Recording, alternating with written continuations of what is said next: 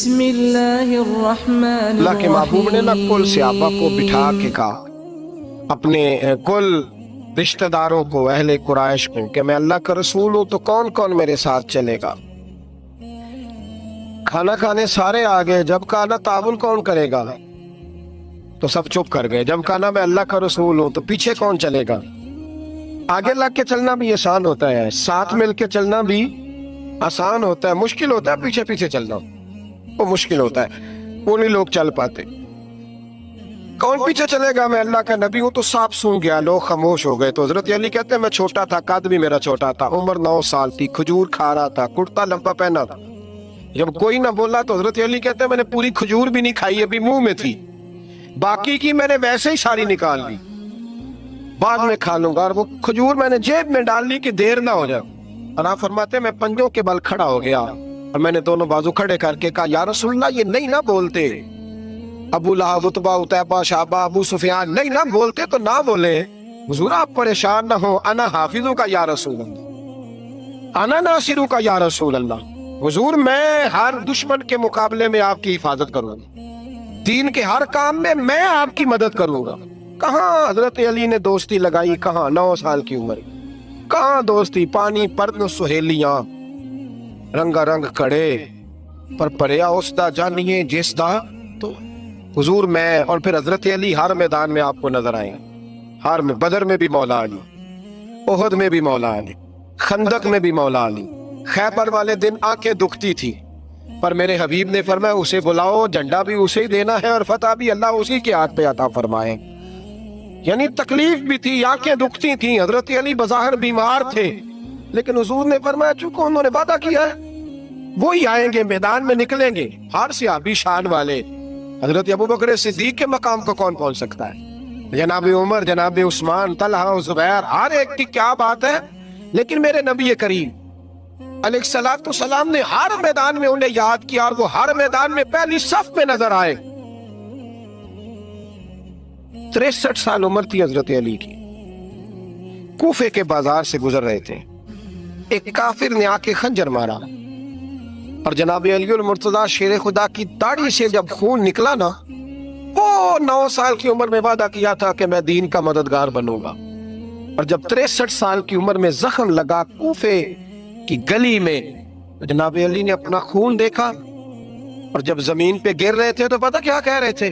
فزت برب الکعبہ، لوگو رب کعبہ کی قسم میں کامیاب ہو گیا، میں نے آج اپنا وعدہ نبھا دیا، لے سجنا اسا توڑ نبھائی، لے سجنا اسا توڑ نبھائی تے جان دتی راہ تیرے، ختم ہو گئی بات، لے او سجنا اسا توڑ نبھائی، عشق لگا سی کھیڈا کھیڈ دی تے پھر مینوں کھیڈا بھول گئے جا، بلے شاہ دی ہو جانے، سانو اپنی توڑ نبھا لیندے۔ عزیزوں یاد رکھو اللہ سے رشتہ نا ہر لمحہ نبھاؤ۔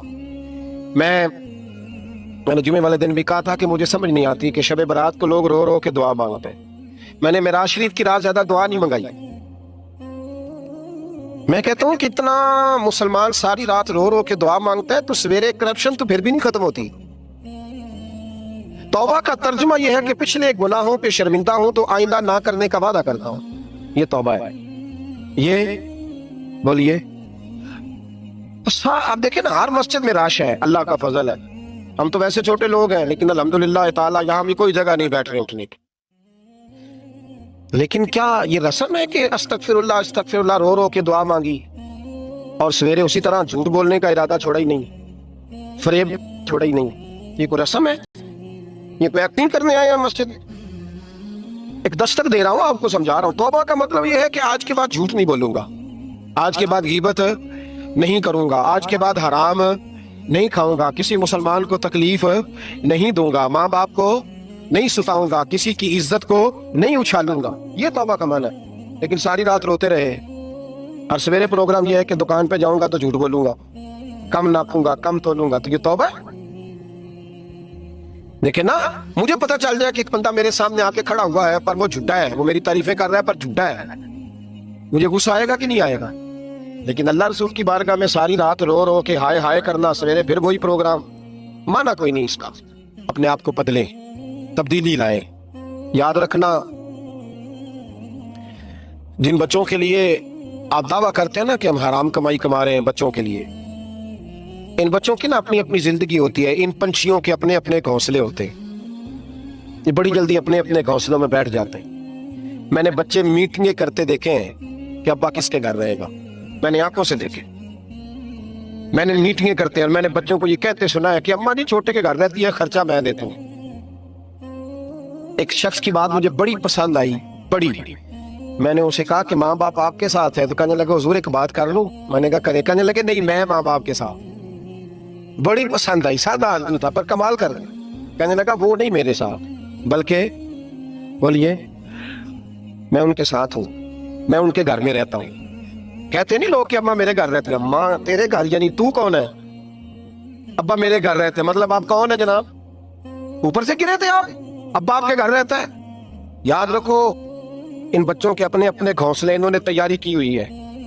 ये तो शादी के, मैं सब की बात नहीं करता, बड़े बड़े अच्छे लोग हैं, लेकिन कुछ की बात करता हूँ, थोड़ी तादाद। ये तो शादी के 4 महीने के बाद बेगम साहबा कहने लग जाती हैं कि हमारा अपना घर हो, अपने तरीके से सजाएं, अपने तरीके से संवारें। ये तो चौथे महीने बात शुरू हो जाती है, चौथे महीने हिसाब शुरू हो जाता है कि पैसे तो मैं कमाता हूँ, तो बड़ा भाई फारग है, तो छोटे के बच्चे ज्यादा हैं। तो किन बच्चों की आप बात कर रहे हैं? किन रिश्तों की आप बात कर रहे हैं जिनके लिए जिंदगी नाली पाप कमाए किच्छे नहीं तेरे कर दे?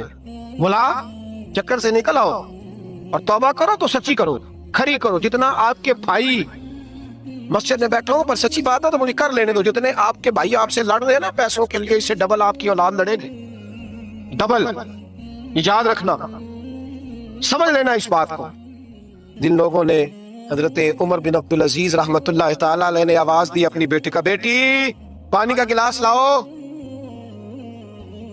तो काबा जी आई, बादशाह थे वक्त के उमर बिन अब्दुल अजीज। फिर आवाज दी बेटे पानी लाओ, अब्बा जी आई, आवाज दी बेटे पानी लाओ, क्यों नहीं ला रही, इतनी देर से आवाजें दे रहा हूं।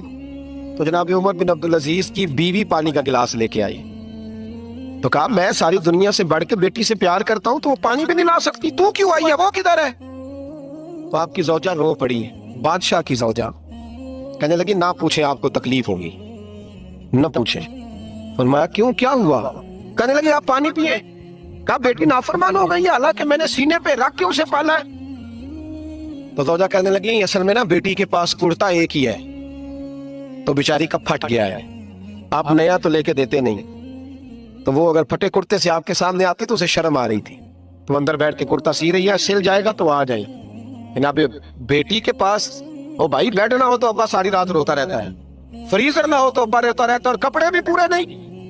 जनाब उमर बिन अब्दुल अजीज उठे और मुसल्ला बिछाया, सर सजदे में रखा, तो कहने लगे या अल्लाह तेरा शुक्र है मेरे